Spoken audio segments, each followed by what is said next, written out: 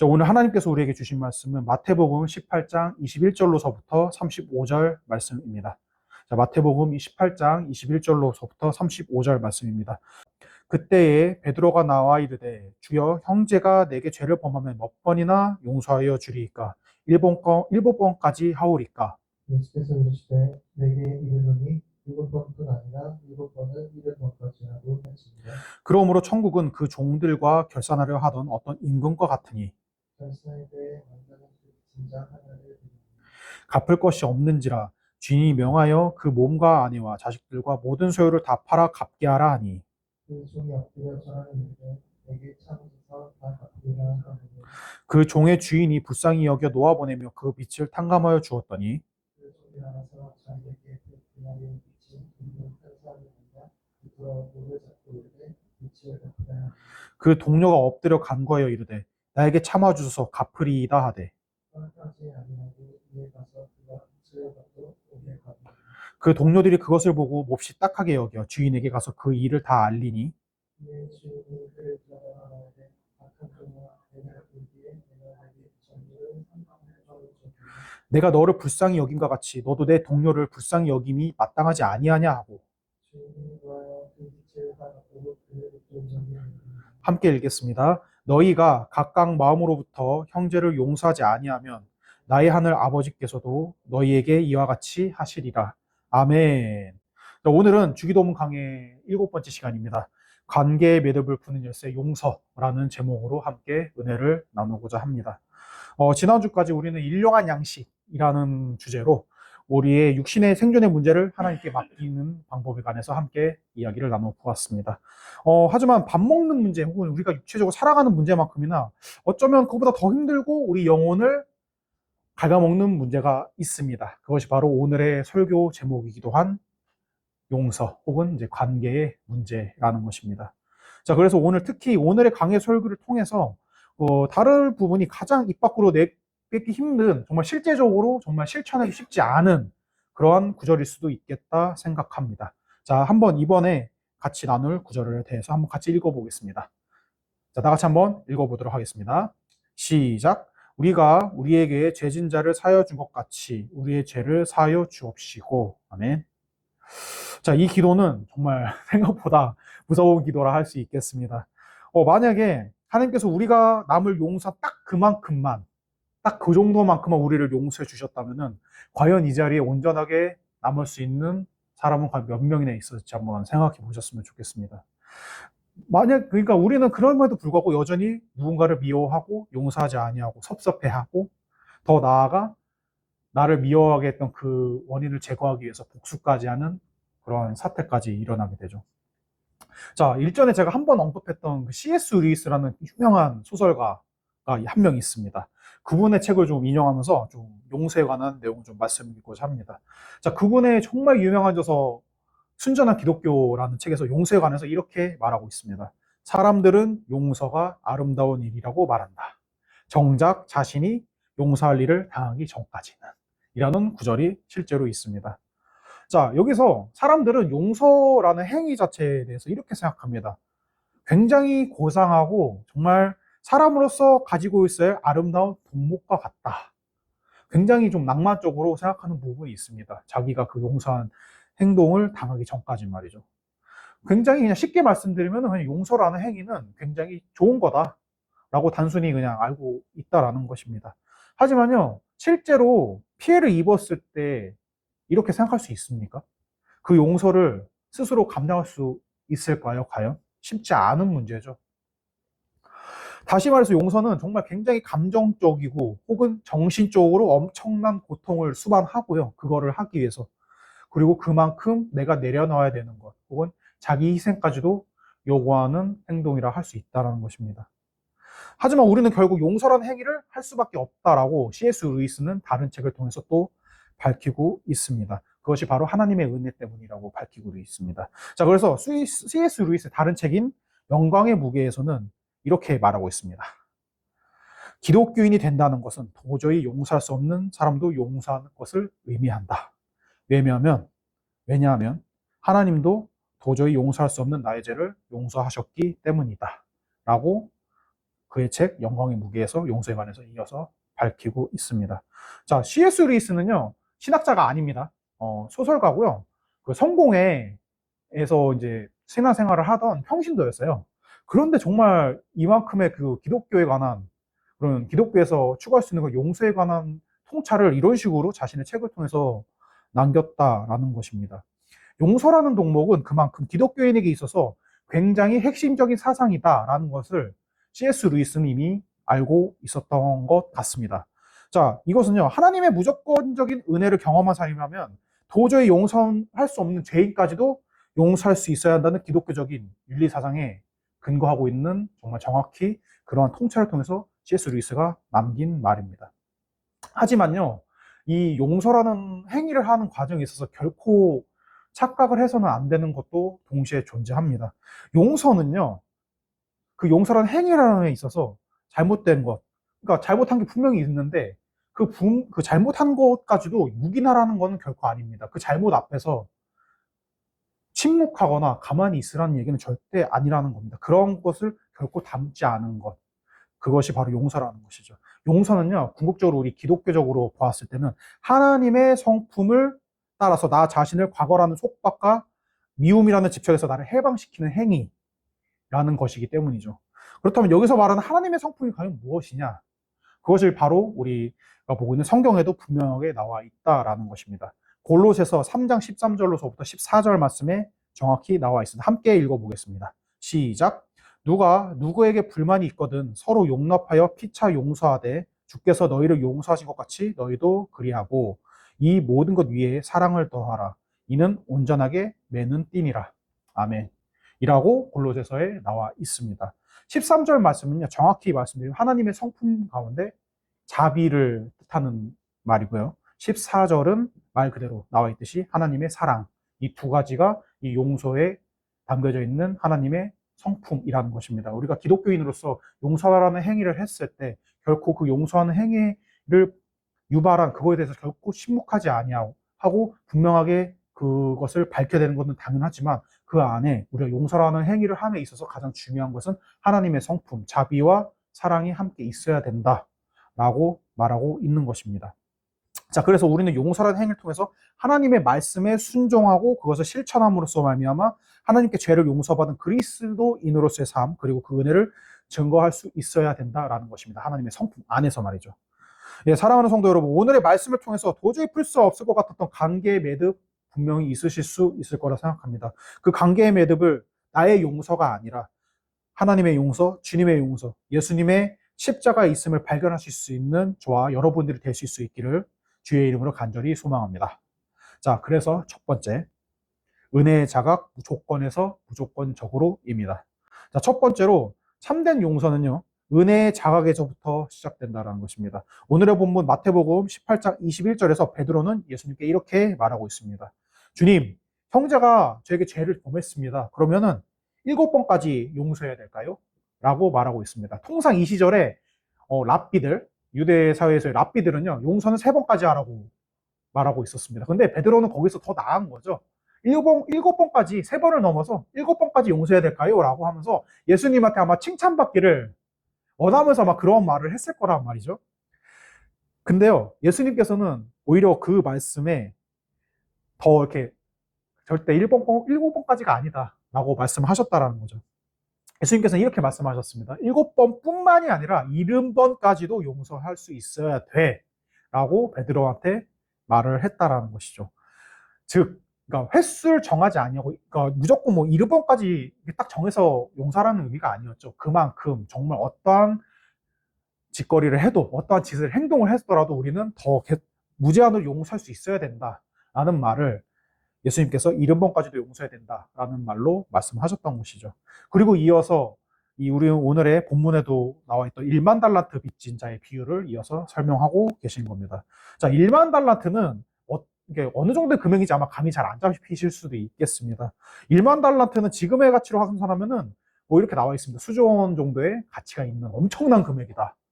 뭐 우리가 수조 원이라고 하면 정말 감이 안 잡힐 정도로 큰 금액이잖아요. 그만큼 엄청나게 천문학적인 금액인데 그거를 갚으려면은 그때 당시에 노동자 임금으로 한 16만 년 정도 일해야 있어야 갚아야 된다. 그러니까 절대 갚을 수 없는 돈이다. 그만큼 엄청난 돈이다. 라는 것이었습니다. 오늘 말씀 속에서 그 빚진 자가 주인 앞에 엎드려서 이렇게 말합니다. 주인님, 금액이 너무 커서 도저히 갚을 수가 없습니다. 라고 말을 하죠. 그리고 근데 그 가운데서 주인이 이렇게 말합니다. 아, 못 갚겠으면은 네 몸이라도 팔던가 아니면 네 아내, 네 자식이라도 팔아서 어떻게든 갚아. 라고 이렇게 원래 모질게 말을 했었는데 결국 그냥 그 종이 막 사정 하니까 그 주인도 불쌍하게 여겨서 그냥 그래 안 갚아도 돼. 그냥 탕감해 줄게 라고 하면서 그 이야기가 딱 끝나는 듯하게 보였다라는 거죠. 그런데 이것을 한번 우리의 신앙에도 한번 동시에 한번 적용해 보면 이렇습니다. 결국 그러한 뉘앙스가 복음에 귀결될 수밖에 없다라고 좀 밝히고 있는 것입니다. 우리는 죄로 인해서 영원히 죽을 수밖에 없는 그런 도저히 갚을 길 없는 죄의 빚을 졌던 사람인데 하지만 하나님께서는 예수님의 십자가 사건을 통해서 그 빚을 일시불로 갚게끔 그 기회를 주셨다라는 겁니다. 그러한 조건 없는 빚의 탕감, 이것이 바로 우리가 받은 구원이라면 그것이 바로 복음 그 자체가 아니겠느냐라고 이제 말씀드리고 싶었던 겁니다. 만약에 사시면서 용서가 안 되는 일이 있으십니까? 그렇다면 상대방의 죄질을 먼저 보지 마시고요. 내가 받은 하나님께 받은 탕감받은 빚의 크기를 한번 먼저 보셨으면 좋겠습니다. 그러면 내가 받은 그 은혜가 얼마나 큰지 알게 되고 그것을 깨달았을 때 비로소 용서의 문이 열린다라는 것. 그리고 그것도 그 용서의 조건이 아니라 무조건적으로 그 용서를 행할 수 있다라는 것입니다. 자, 그래서 이어서 두 번째. 용서받은 자의 마땅한 반응입니다. 나와 같이 행동하라. 라는 부제로 제가 함께 두 번째 대제를 정해봤습니다. 자, 그래서 우리가 용서라는 행위를 했을 때 그에 따른 마땅한 반응이 동시에 이어져야 된다라고 밝히고 싶었던 겁니다. 자, 그래서 오늘의 본문에서 나오는 1만 달란트 빚진 자의 비유는 정말 앞서 말했듯이 그냥 주인이 그 빚을 탕감해 준 걸로 끝났으면 참 훈훈한 이야기로 끝났겠지만 그렇게 끝나지 않았기 때문에 이야기가 계속 이어지는 거겠죠. 그 뒤에 정말 내용은 충격적으로 이어집니다. 그 빚을 탕감받은 그 종이 자기 돈을 빌린 100데나리온을 빌린 다른 종한테 찾아갑니다. 그래서 말하죠. 갚아. 너 내 돈 왜 안 갚아? 라고 하는 건데 그 100데나리온은 뭐 지금으로 따지면 한 서너 달 정도의 월급 정도 되는 돈의 양이라고 전해지고 있습니다. 뭐 적은 돈은 아닌데 그래도 열심히 갚다 보면 갚을 수 있는 돈이긴 합니다. 근데 그 돈을 갚으라고 다짜고짜 찾아간 거죠. 다른 사람한테. 너 왜 내 돈 안 갚으냐고 하면서 다짜고짜 자기가 탕감받은 빚은 깜바닥하게 잊은 채 자기는 자기한테 빚진 다른 사람한테 찾아가서 왜 너 내 돈 안 갚아? 라고 쪼는 거죠. 네. 그랬는데 그냥 이렇게 그냥 쪼는 거에서 끝났다면 상관이 없는데 자기 빚을 안 갚았다고 그 다른 사람을 감옥에 집어넣습니다. 아, 근데 이 소식을요, 다른 종들이 듣고 주인한테 얘기합니다. 주인님, 돈 갚지 말라고 했던 그 종이 자기 돈 안 갚았다고 다른 사람을 감옥으로 집어넣었대요. 라고 그 소식을 주인한테 정하는 겁니다. 그래서 이 소식을 들은 주인이 가만히 있었겠습니까? 당연히 화가 났을 겁니다. 아니, 내가 더 큰 빚을 탕감해줬는데, 아니, 저 돈 갖다가 이렇게 사람을 감옥에 보내? 그래서 그 종들한테 말하죠. 저 사람 당장 잡아들여서 감옥으로 보내버려. 자, 그래서 그 내용이 오늘의 본문 32절에서 34절에 적나라하게 나와 있습니다. 함께 한번 읽어보겠습니다. 시작. 이에 주인이 그를 불러다가 말하되 이 악한 종아 내가 빌기에 내가 내 빚을 전부 탕감하여 주었거늘 내가 너를 불쌍히 여김과 같이 너도 내 동료를 불쌍히 여김이 마땅하지 아니하냐 하고 주인이 노하여 그 빚을 다 갚도록 그들을 옥졸에게 넘기니라 라고 이야기가 이어진다는 겁니다. 오늘 우리가 주기도문으로 살펴본 우리가 우리에게 죄진 자를 사여 준 것 같이 라는 말은요, 결코 조건부의 거래가 아니라는 것이죠. 내가 용서했으니, 너네들의 주인인 내가 용서했으니, 너희도 똑같이 용서를 해줘라. 라는 의미로 이어진다라는 그런 뜻입니다. 내가 용서했으니 하나님도 용서해줘. 라는 공로도 결코 아닙니다. 용서는요, 증거가 함께 있어야 됩니다. 내가 하나님의 용서를 체험했다는 증거가 바로 그 증거라는 겁니다. 그것이 바로 우리가 형제에 대한 용서로 이어질 수 있다는 것.